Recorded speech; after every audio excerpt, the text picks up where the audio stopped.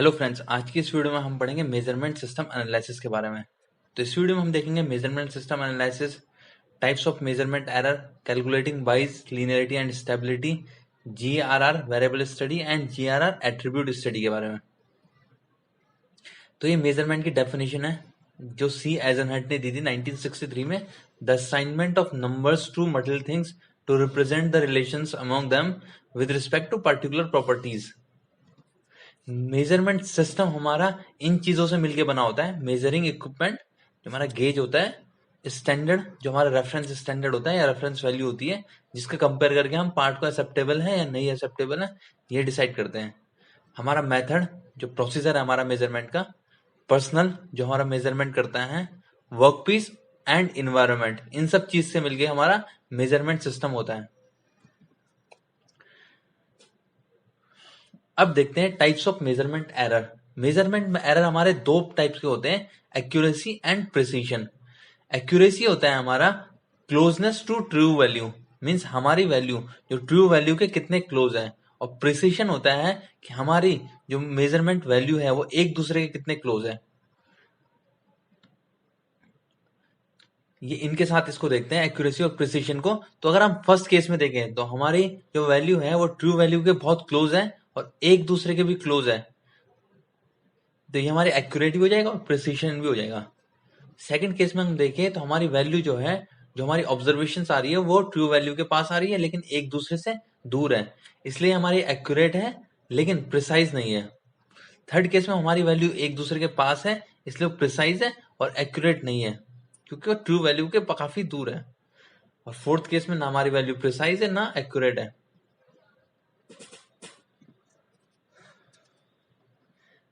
Accuracy हमारी तीन type की होती है, बाइस, लीनियरिटी एंड स्टेबिलिटी। और प्रिसीजन हमारे दो टाइप के होते हैं, रिपीटेबिलिटी और रिप्रोड्यूसिबिलिटी। तो रिपीटेबिलिटी को इक्विपमेंट वेरिएशन भी कहते हैं और रिप्रोड्यूसिबिलिटी को अप्रेजल वेरिएशन। तो अब देखते हैं बाइस कैसे कैलकुलेट करते हैं। तो बाइस होता है हमारा difference between observed average value and reference value. इसको कैलकुलेट करने का मेथड है, तो हम सबसे पहले एक सैंपल लेंगे और उसकी रेफरेंस वैल्यू चूज करेंगे। रेफरेंस वैल्यू हम हायर जो एक्यूरेसी का मेजरमेंट इक्विपमेंट है उससे लेंगे, या हम लैब लेआउट इंस्पेक्शन का इंस्ट्रूमेंट यूज कर सकते हैं।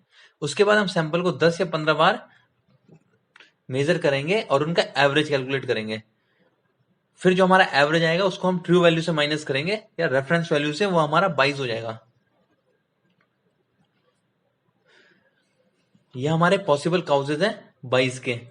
Instrument need calibration, worn instrument, worn और damage master, error in master, improper calibration, poor quality instrument, design और conformance, worn gauge for application, different measurement method, setup, loading, clamping and technique.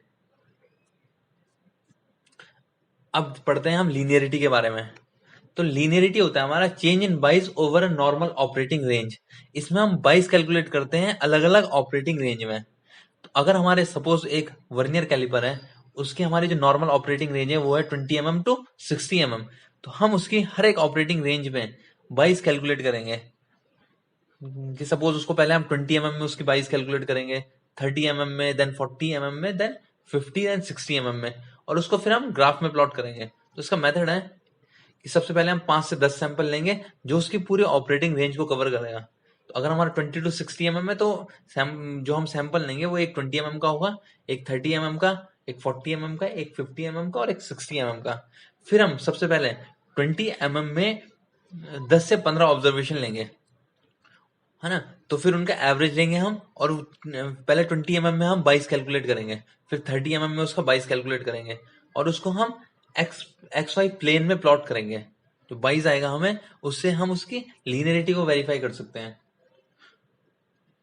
तो ये possible cause होते हैं linearity के। Instrument need calibration, reduce the calibration interval,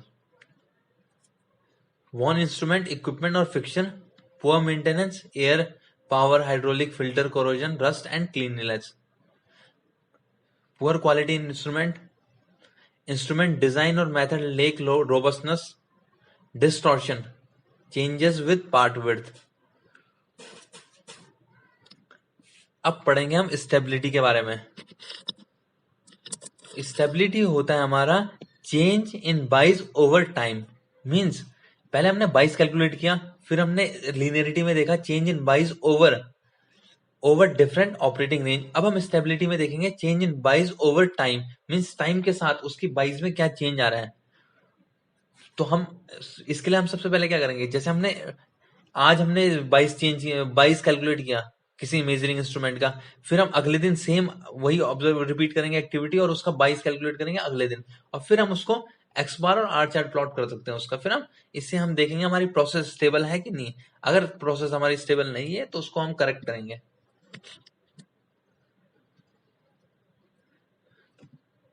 तो ये कुछ causes हैं जिनकी वजह से हमारा मेजरिंग इक्विपमेंट में इंस्टेबिलिटी हो सकती है। तो instrument need calibration, reduce the calibration interval, worn instrument, equipment or fixture, normal aging or obsolescence, poor maintenance, improper calibration or use of setting master, environmental drift, temperature, humidity, vibration and cleanliness। तो हमारे कुछ causes हैं जिनकी वजह से हमारी measuring equipment में instability आ सकती है। अब हम पढ़ेंगे प्रिसीशन एरर के बारे में। तो सबसे पहले आता है उसमें रिपीटेबिलिटी, इसको हम इक्विपमेंट वेरिएशन भी कहते हैं।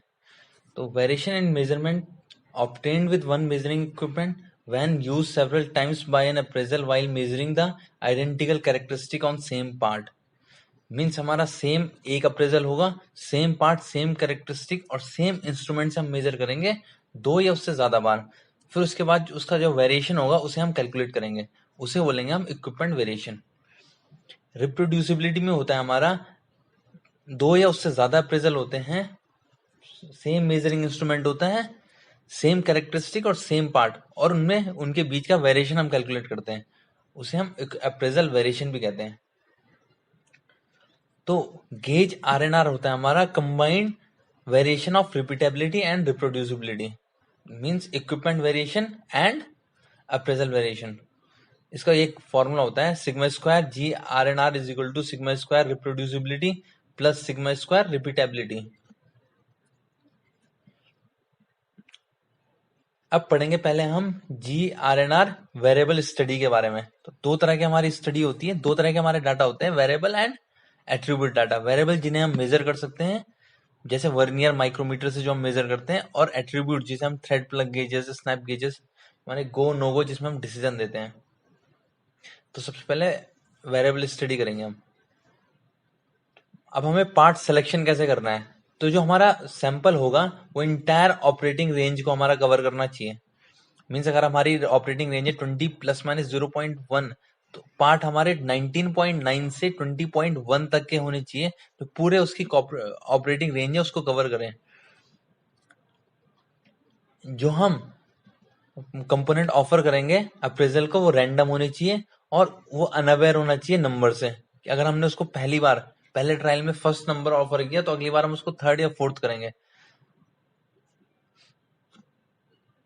ठीक है, तो ये फॉर्मेट होता है जिससे हम G R N R variable study करते हैं। तो ये हमारे 3 ऑपरेटर हैं और हर एक ऑपरेटर ने 3 बार ट्रायल किया।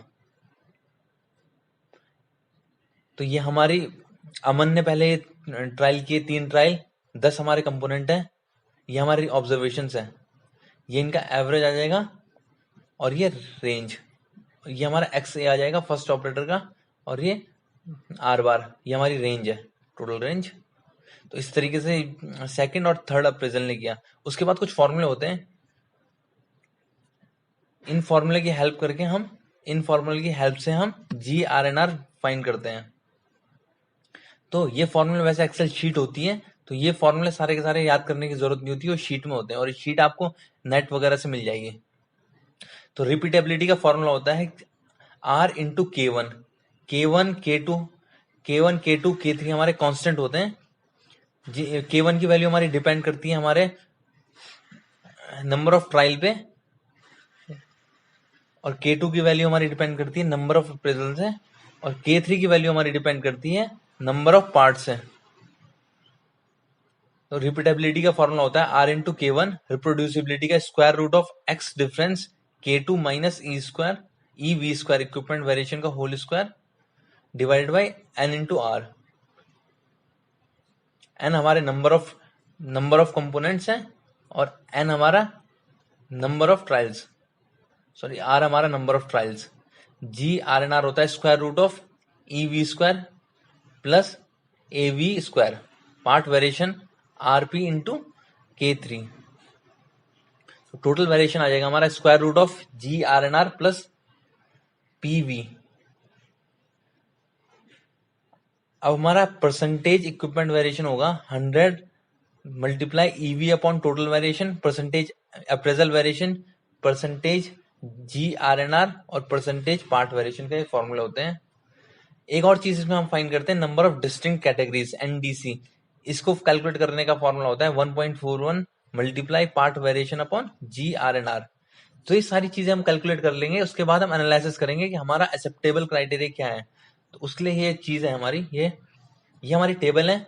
अगर हमारी जी आर एन आर की वैल्यू 10% से कम है तो हमारा एक्सेप्टेबल है, 10 to 30% है तो हमारा मार्जिनली एक्सेप्टेबल है, और 30% से ज्यादा है तो अनएक्सेप्टेबल है। और एनडीसी की वैल्यू हमारी 5 या उससे ज्यादा होनी चाहिए, नंबर ऑफ डिस्टिंक्ट कैटेगरीज की। तो अब देखेंगे हम G R N R attribute study. तो इसके लिए हमें एक रेफरेंस वैल्यू चाहिए होती है। इसको हम जो मास्टर वैल्यू बोलते हैं, इसको हम एक तो हायर एक्यूरेसी के, या तो हायर एक्यूरेसी के गेज से करेंगे, या कोई सीनियर इसको अप्रेजल होगा वो इसको करेगा। तो हमारे नंबर ऑफ पार्ट्स हैं 15 पार्ट है, 3 ऑपरेटर है और हर एक ऑपरेटर ने 3 ट्रायल किए हैं। तो ये उसकी रीडिंग्स आ गई, ओके नॉट ओके।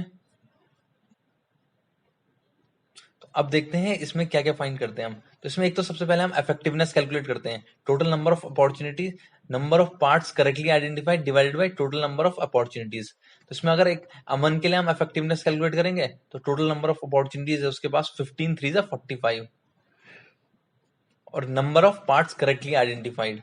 तो number of parts correctly identified हम रेफरेंस वैल्यू की हेल्प से करेंगे।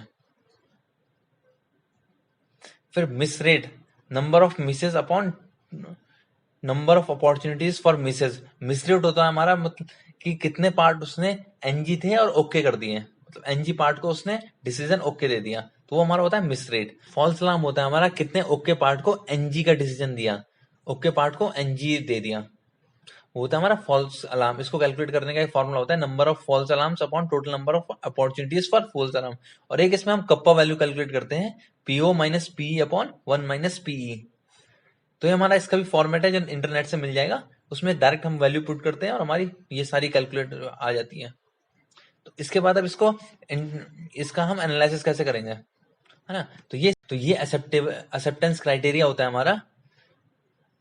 कप्पा वैल्यू के लिए ग्रेटर देन 0.75 हमारा एक्सेप्टेबल होगा, 0.4 to 0.75 हमारा मार्जिनली एक्सेप्टेबल, और 0.4 से कम हमारा अनएक्सेप्टेबल होता है।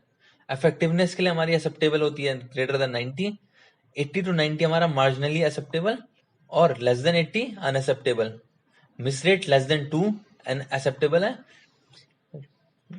2 to 5 मार्जिनली एक्सेप्टेबल और ग्रेटर देन 5 अनएक्सेप्टेबल। और फॉल्स अलार्म हमारा लेस देन 5 हमारा एक्सेप्टेबल है, लेस देन इक्वल टू 10 हमारा marginally acceptable, 5 to 10 marginally acceptable, और ग्रेटर देन 10 अनएक्सेप्टेबल। तो इस तरीके से हम कैलकुलेट करते हैं हमारा जी आर एन आर स्टडी। तो अगर आपको ये वीडियो पसंद आई होगी तो इसे लाइक करना, शेयर करना और चैनल को सब्सक्राइब जरूर कर देना। Thank you.